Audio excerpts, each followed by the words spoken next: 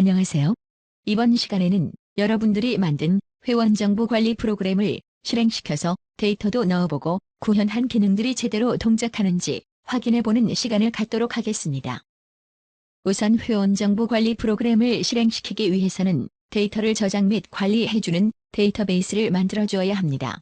일반적으로 데이터베이스를 설계 및 생성하기 위해서는 해당 분야의 전문적인 지식과 SQL 프로그램을 능숙하게 다룰 수 있는 전문가만 가능한 일입니다.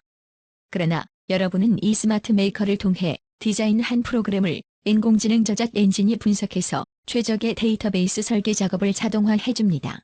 그럼 어떻게 데이터베이스가 자동으로 설계되고 또 생성되는지 알아보도록 합시다. 지난 시간 함께 개발해보았던 회원정보관리 모듈을 띄웠습니다.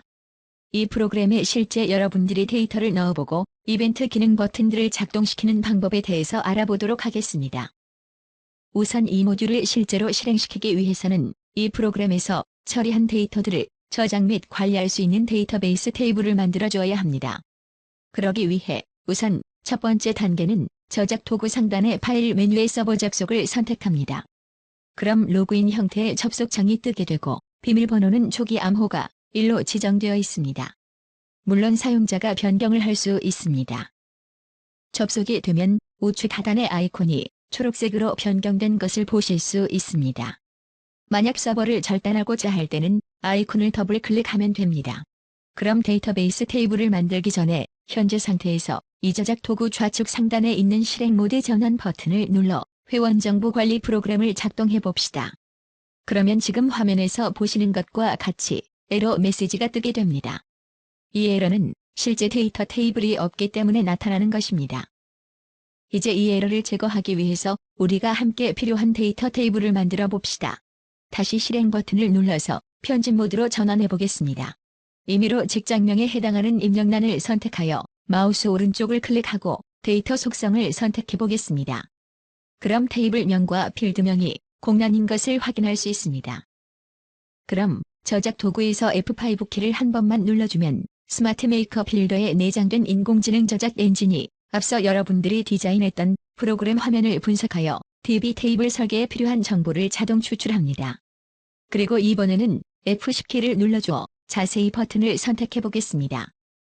프로그램의 정보를 바탕으로 지금 화면에서 보이는 것과 같이 상단에는 데이터베이스 설계도라고 할 수 있는 ERD 설계 도면과 아울러 하단에는 테이블을 생성하는 데 필요한 SQL 프로그램도 자동으로 작성된 것을 확인할 수 있습니다.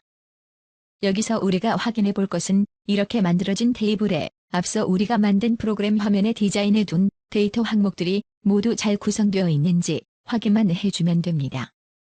앞서 동영상에서 주소 항목의 입력란의 크기를 길게 늘려주었는데 그 길이에 따른 자릿수도 증가되어 있는지 확인할 수 있습니다.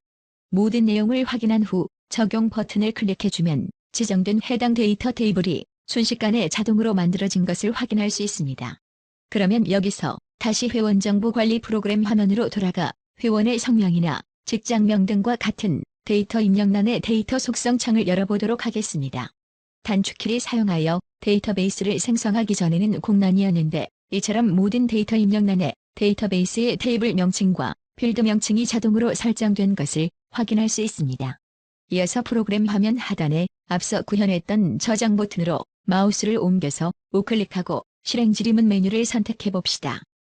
여기서도 우리는 아무런 개발 작업을 하지 않았는데도 실제로 사용자들이 저장 버튼을 누를 때 작동할 SQL 인서트 쿼리 문장이 자동으로 작성되어 있는 것을 확인할 수 있습니다.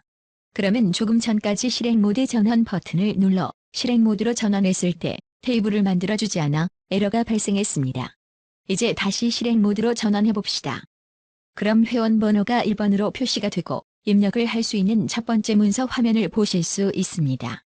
그럼 나머지 입력란에도 적당한 값을 입력해 보도록 하겠습니다. 성명, 직장명, 부서명, 주소 등을 입력해 줍니다.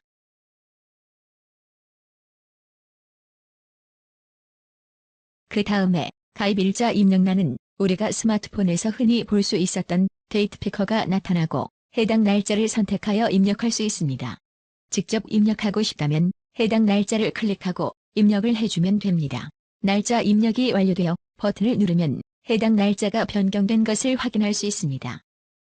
마지막으로 회원의 사진을 관리할 수 있는 이미지 입력란은 실제로 스마트폰에 어플리케이션을 배포하였을 때 내부에 저장되어 있던 사진을 추가한다거나 카메라 기능을 사용하여 촬영한 이미지를 업로드할 수 있습니다. 그리고 저장이라는 기능 버튼을 누르면 프로그램이 작동되어 지금까지 입력한 데이터들을 첫 번째 레코드에 저장하고 화면에는 두 번째 회원 정보를 입력할 수 있도록 회원 번호가 2번으로 바뀌어 있는 것을 확인할 수 있습니다. 여기서 다시 앞장 버튼을 누르면 방금 제가 입력해 저장한 데이터 값을 찾아와서 다시 보여주는 것을 확인할 수 있습니다. 여러분 어떠세요? 우리가 함께 만든 이 프로그램의 데이터베이스 생성과 실제로 구동을 해보고 단 한 줄의 코딩 작업도 하지 않고 순수하게 GUI 방식으로 만들어 봤습니다. 여러분이 실제로 자신에게 필요한 프로그램을 만들 때는 꼭 이대로 똑같이 만들 필요는 없습니다. 여러분이 정말 필요로 하는 프로그램을 창의력을 발휘해서 만드는 것도 좋을 것 같습니다. 다음 강좌에서는 오늘 만든 회원 정보 관리 프로그램으로 입력한 데이터들을 조회해서 보고서를 만드는 프로그램을 만들어 보려고 합니다. 이 동영상에는 데이터를 하나만 넣었지만 실감나는 검색 기능을 구현하기 위해서 여러분이 실제 회원 정보 관리 프로그램 모듈에 데이터를 10가지 이상 입력하여 사전에 준비하시기 바랍니다. 그럼 다음 시간에 뵙겠습니다. 감사합니다.